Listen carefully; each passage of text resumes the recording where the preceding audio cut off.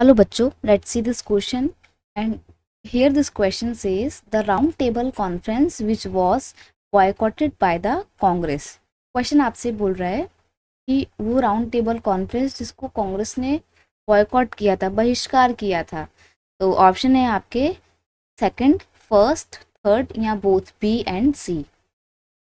अब हम बात कर रहे हैं यहाँ पे राउंड टेबल कॉन्फ्रेंस की। क्वेश्चन का की कंसेप्ट है राउंड टेबल कॉन्फ्रेंस। ये राउंड टेबल कॉन्फ्रेंस क्या थी? राउंड टेबल कॉन्फ्रेंस पर सीरीज ऑफ पीस कॉन्फ्रेंस, ये कह सकते हो कि एक सीरीज थी पीस कॉन्फ्रेंस की, शांति बैठक की, that was organised by British government and Indian political personalities to discuss constitutional reform in India.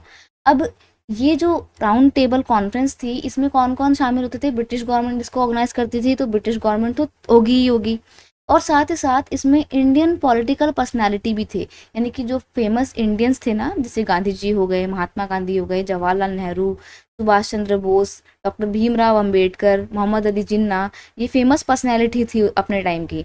तो ये लोग भी इन पीस कॉन्फ्रेंस में जाया करते थे, और वहाँ पर पीस कॉन्फ्रेंस में जाकर क्या डिस्कस करते थे? कॉन्स्टिट्यूशनल रिफॉर्म, यानी कि इंडिया के कॉन्स्टिट्यूशन में कौन कौन से चेंजेस लाए जाए, ये सब चीज़ें बैठकर जो डिस्कस करी जाती थी पीस कॉन्फ्रेंस में, उसको बोला जाता था राउंड टेबल कॉन्फ्रेंस।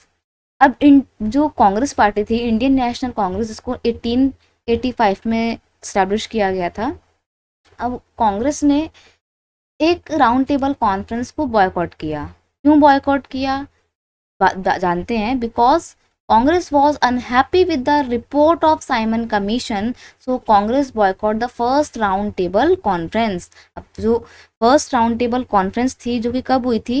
जो कि हुई थी 1930 में, उस कॉन्फ्रेंस को बॉयकॉट किया गया था कांग्रेस के द्वारा। ठीक है, क्यों बॉयकॉट किया था? क्योंकि देखो, साइमन कमीशन की एक रिपोर्ट पब्लिश की जाती है। साइमन कमीशन इंडिया में आता है। अब साइमन कमीशन में टोटल कितने मेंबर थे? 7 मेंबर थे, और सबसे बड़ी बात ये है कि वो इंडिया में कॉन्स्टिट्यूशनल रिफॉर्म्स को सजेस्ट करने के लिए बुलाया गया था, और उसमें एक भी इंडियन मेंबर नहीं थी।